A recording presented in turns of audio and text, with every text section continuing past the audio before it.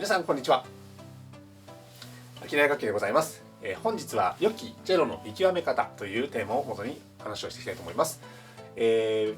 ロのですね見極め方というふうに書いたんですけれども、楽器選びにおいてですね、楽器の状態を知るというのはとても大事になりますので、そういったところの今日はチェックポイントをですねご紹介したいと思います。ご自身が持っている方のですね今の楽器の状態のチェックもできるかと思いますので、ご参考になればと思います。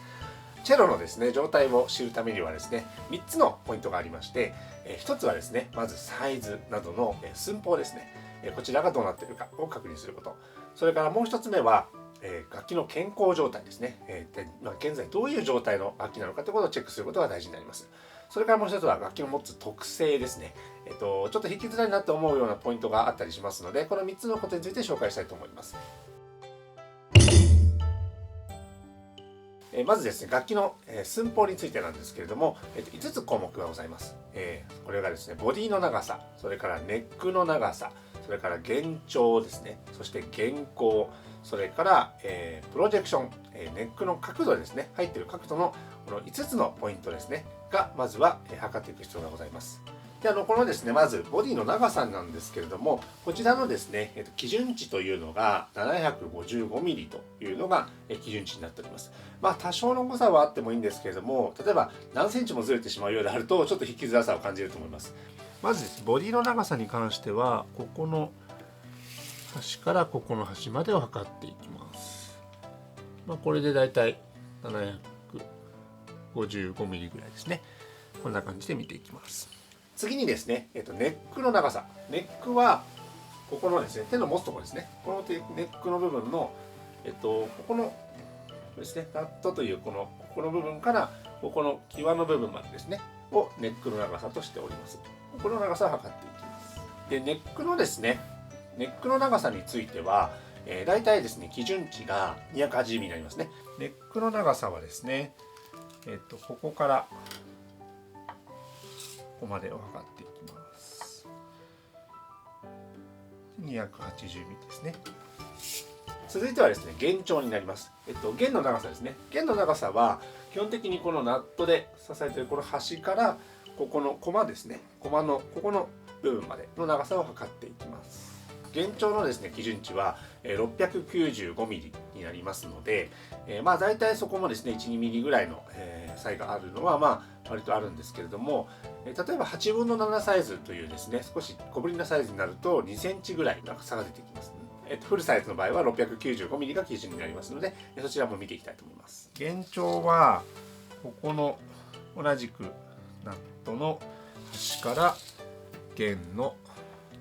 端までですね。1,2mm のですね差異は基準値になりますし、コマの位置がちゃんと立ってるかどうかもチェックしてから測る必要がありますね。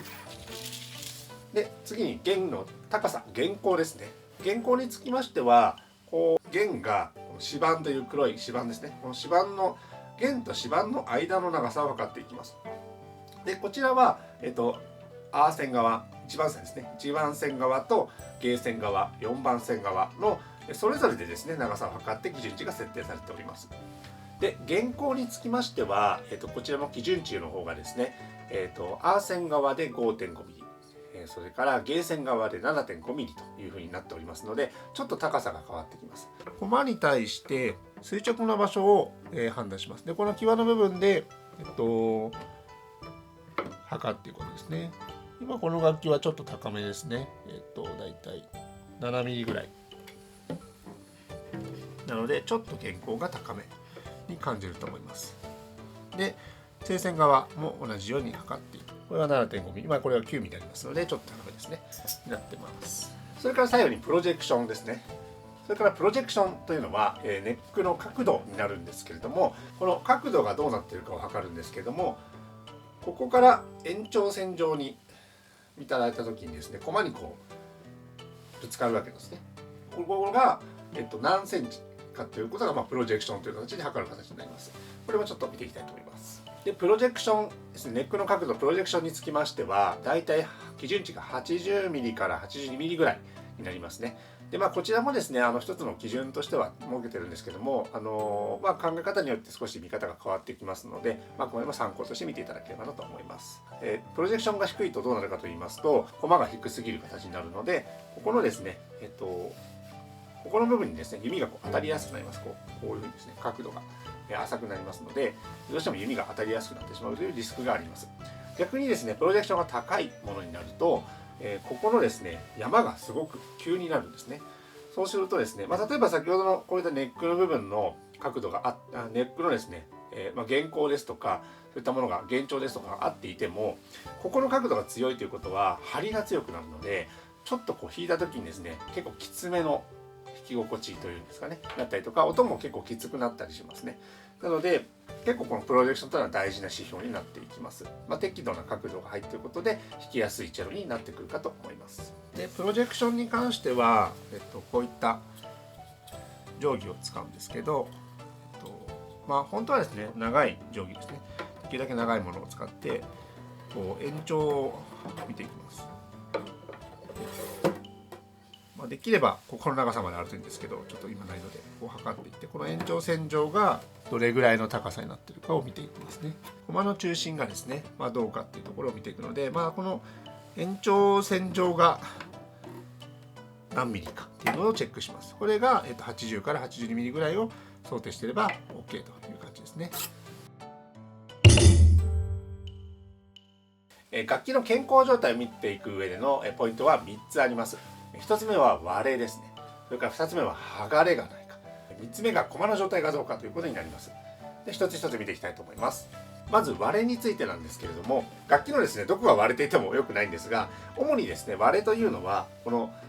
板自体がスパーンとこう割れてしまっている、もしくはひびが入ってたりする場合があるんですけども、表面のですねこのニスがひびが入っている分にはそれほど問題ではないんですが、木そのものが割れてしまっているというふうになると、そこが開いていっていくリスクがありますし、雑音が出てしまったりする原因になるので、割れはやっぱりない方がもちろんいいです。ただですね割れてたらもうダメかっていうとそういうものではなくて、古い楽器なんかですと大体割れてるものってあったりするんですけれども、その割れのですね、場所がどこかっていうのも実は大事なんですね。あとそれがちゃんと直されてるかどうかっていうことも大事になります。で割れはですねこの楽器にですね力がかかっているところは割れてるとちょっと致命的になることがあるんですね。まずこのコマの近くですね、コマの例えば足とかの周りが割れてたりするとどうしても怒って力がかかってますので、その割れがですね直したとしてもまた開いてしまうリスクがあるんですね。ですので非常に良くない。それからですね昆虫というここのコマの後ろ側に立っているこの本体の中のですね、昆虫の上の部分もやっぱり同じように割ってると良くないですね。それから楽器のですねここの裏側、これですね裏側に力木ですね、バスバーというのが入ってるんですけども、バスバー周りもやっぱり割れてると開きやすいので、ここも避けておきたいところになります。それからですね、横板と裏板なんですけども、こちらはカエデ材が使われてますので、カエデ材の部分が割れてしまうと実はですねなかなかくっつかないという特性があります。なので、横板裏板がやっぱり割れてる楽器というのは、できれば避けておきたい。修復してあってもやっぱり開くリスクがありますので、ここはちょっと避けておきたいところになりますね。ただ実際古い楽器見ると横板なんかは結構割れてるものがあったりするので、そこら辺はですねもううまく付き合っていくっていうふうに考えていただいてもいいかもしれません。あとですね、ここの部分ですね、このボタンというこれですね、部分、ここが亀裂が入ってたりすると、このネックの差し込みのあたりっていうのは実はすごく重要なんですね。でチェロ自体はこのネックがですね、やっぱりすごい張力がかかってるのでこう引っ張られる力が強いので、こう経年変化でですねだんだんこれが起き上がってきたりするんですよね。でそれってやっぱりここがしっかり刺さってるかどうかがすごく大事なんですけれども、ここにちょっとですね弱さがあると実はですねそれが起こりやすかったりします。もしくはもう最悪の場合ここが外れてしまったりすることもあるので、ここのですねボタンというのはすごく実はここのボタンというのは実はすごく重要な役割を果たしています。でここが弱いなので、ここにも亀裂が入っていたりとかやっぱり修復跡があったりすると、直し方にもよるとは思うんですけれども、ちょっとですねそういったリスクが高まりますので、少し注意をしてみた方がいいと思います。あとはですね、まあここの木を合わせている部分ですね。まあここの部分の萩がですね、開いてしまっているっていうものも非常にですね厳しいです。直すのが非常に大変な部分になりますので、ここもですね隙間があるなっていう方はちょっと十分注意をしていただいた方がいいですね。はい。で割れについてもう一つですね、こちらのペグボックスというんですけれども、このペグボックスのですね、この部分ですね、ここに割れが入ってしまっているとちょっと修復が非常に大変なんですね。なのでここのペグボックスの割れがないかということもしっかりチェックしていくことが必要になります。なのでですね、結構割れに関してはしっかりとこうくまなくですね見ていただいた方がいいと思います。サイズが大きいのでですねちょっとチェックが大変かもしれないんですけれども、今みたいなポイントに関しては割れてると本当に問題になってしまうようなポイントなので、選ぶ時、それからご自身の楽器を見つけた時はすぐに修理を、持っていただけたらと思います。そして剥がれについてなんですけれども、剥がれはですねこの板と板をくっつけてるんですね。これ2革でくっつけてますので、湿度ですとか、乾燥などによって実はその2革がですね、劣化して、剥がれてくるんですね。でこれをチェックすることすごい簡単でして、こう指をですねこう軽く当てていきます。でこうやって当てていった時にこういうふうにこう硬い音ですね、コツコツコツってこういう音がしてれば OK なんですけども、剥がれてる時ってこうバスバスってこうなんかですね違う音がイオンがするんですね。でそれがあった時にはそこが剥がれてるっていう風な認識になりますので、ちょっと修復する必要があります。ただですね、割れと違って剥がれに関しては、実際その楽器を修理する時もですねここを意図的に剥がして直せるようにしているので、そこまで大きな問題ではないですね。ちゃんと2革をつけてしっかり修理すれば問題ありませんので、直せるものになります。ただ、剥がれもですね雑音の原因になりますし、音も変わってくるので、見つけたら基本的にはすぐに修理に出してください。続いてのですねコマのポイントなんですけれども、コマですねコマでコマはですね、ブリッジですね。ブリッジは高さ云々は先ほど、調べたんですけれども、このコマがですね曲がってないかどうかっていうのは非常に大事になります。チェロに関してはやっぱりこうチューニングをしていくとですね、こっちにしろこっちにしろ回していくとコマってこうそれに引っ張られて変形したりするんですね。ですので例えばアジャスターを使えばこっち側にコマって倒れていきますし、ペグを使えばこっち側に倒れていきます。なので一般的にはこう回していくとこっちを回すのでこうぐーっとこう倒れてくるんですね。で中にはですねアーセンだけアジャスターを使ってるっていうので、アーセンはこっちに引っ張られて下の弦はこっち側に引っ張られてこうねじれてしまってたりするケースもありますし、いろんなパターンがあるんですけども、基本的にはこう水平にしていただいた時にコマのですね後ろ側ですね、コマの後ろ側が、この平面ですねに対して直角になっているかどうかを確認していただくと間違いないと思います。なので、そういった部分をしっかり見ていただければと思います。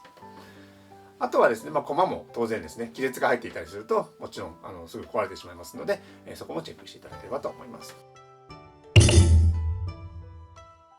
はい、続いてはですね、楽器の特性ですね、についてになるんですけども、こちらは主にウルフ音を注意していただけたらと思います。ウルフ音というのはですね、何かと言いますと、特にチェロでは多いんですけれども、楽器をですね弾いた時にこうちょっと音にならないようなこうなんていうんですかね、雑音が出てしまうことがあります。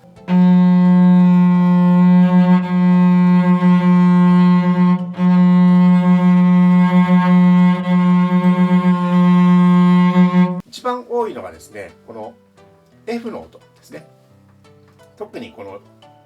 高いポジションでのこの3弦の F の音っていうのはかなり出やすかったりします。ここの F だったり、あとは D 線もですね同じ F の音っていうのは結構出やすいです。でこのウルフ音が出てしまうとやっぱりですね演奏上すごく弾きづらく感じますので、程度にもよりますけれども、ちょっとこう音が沈んだりですとかだったらまだいいんですが、完全にこう浮ついてしまうような楽器になると、ウルフキラーというものをつけていただくような必要が出てきます。なのでこちらもですね楽器の状態を見ていただいて、もしウルフ音が出ていたらそういったですね対策を取っていただいた方が弾きやすくなるんじゃないかなと思います。かがでしたでしょうか。このようにですね、チェロも選ぶにはいくつかポイントがありますので、しっかりですね、見極めていただいて、ご自身のチェロもしくはこれから買うチェロをですね、チェックしてみていただけたらと思います。これからもですね、チャンネルの方では、様々な情報の方を配信していきたいと思います。もしですね、こんな情報をですね、知りたいという方がいましたら、コメント欄にいただければなと思います。チャンネル登録もぜひよろしくお願いいたします。ありがとうございます。